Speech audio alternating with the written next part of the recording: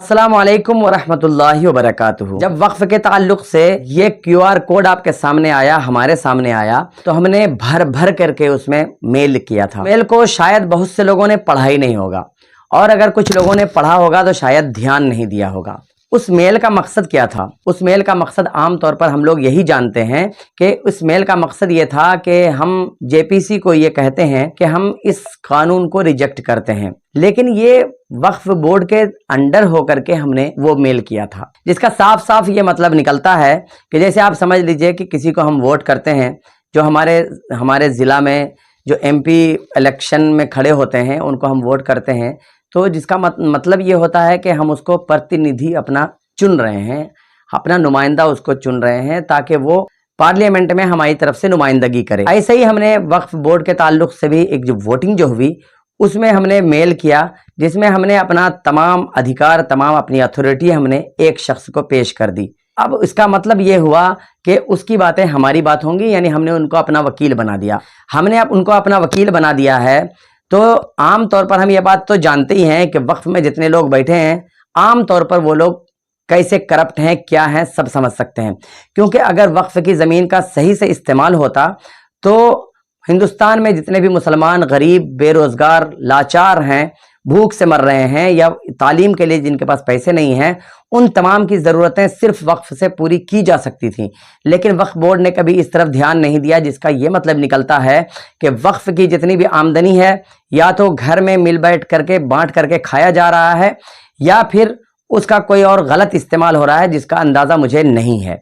अगर आप में से किसी को हो तो उसको कमेंट बॉक्स में इसका इजहार आप ज़रूर कीजिए। लेकिन इतना तो तय है कि हमने उसको अपना तमाम सर्वे सर्वा मान करके हमने अपना वोट उनको दिया, और ये कहा है कि अब आप हमारे वोट से जो चाहें खरीदो फरोख्त कर सकते हैं। जी, हो सकता है कि हमने जो वक्फ बोर्ड के ताल्लुक से जो वोटिंग की है वो एक शख्स यानी वक्फ में जो सबसे बड़े बैठे हैं, हो सकता है कि उस वोटिंग के आधार पर वो गवर्नमेंट से कुछ मुआहदा कर लें, कुछ बात कर लें कि आप इतनी ज़मीनें जो देंगे फलां को या किसी को भी, जो ज़मीनें वक्फ की जो ज़मीनें अलॉट की जाएंगी, लीज़ पर दी जाएंगी, जो भी दी जाएंगी, हो सकता है कि ये बात हो जाए कि साल का या 100 साल का वक्फ को इतना पैसा चाहिए, और वो इतना पैसा जो आएगा वो कहाँ जाएगा ये तो आप समझ ही सकते हैं, क्योंकि वक्फ ने कभी किसी भी मुसलमान को पर्सनली नहीं दिया है।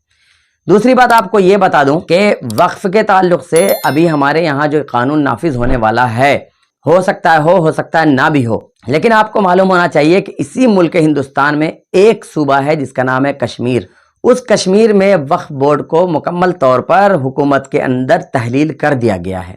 जी हाँ, यानी वक्फ बोर्ड अब वक्फ बोर्ड नहीं रहा, बल्कि हुकूमत के लोग उसको चलाते हैं।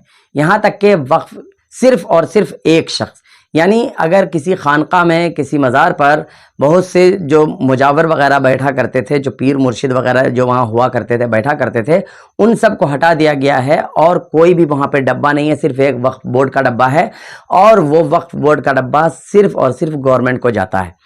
तो ये हो चुका है हमारे ही एक इस हिंदुस्तान में, एक सूबा कश्मीर में ऐसा हो चुका है। हो सकता है कि हमारे यहाँ भी ये सब करने की कोशिश हो, और ये होगा कैसे कि वक्फ में जो आला अधिकारी हैं, हो सकता है कि वो खुद ही बिक जाए। इस बात की क्या गारंटी है कि वो नहीं बिकेंगे? हो सकता है वही बिक जाएं, और फिर उसके बाद धड़ल्ले से जो होना है, जो कश्मीर में हो रहा है, वो यहाँ भी हो सकता है। तो आप लोगों को क्या लगता है कि क्या मेरी राय गलत है? अगर गलत है तो उसका इजहार कमेंट में खुलेआम कर सकते हैं, मुझे किसी तरह की कोई आपत्ति नहीं होगी। लेकिन अगर मेरी राय सही है, आप इससे एग्री करते हैं, तो वीडियो को लाइक कीजिए, दोस्तों अहबाब से शेयर कीजिए, और नए हैं तो चैनल को ज़रूर सब्सक्राइब कर लीजिए इसी तरह के और भी दीगर मसाइल देखने के लिए। अस्सलामु अलैकुम वरहमतुल्लाह।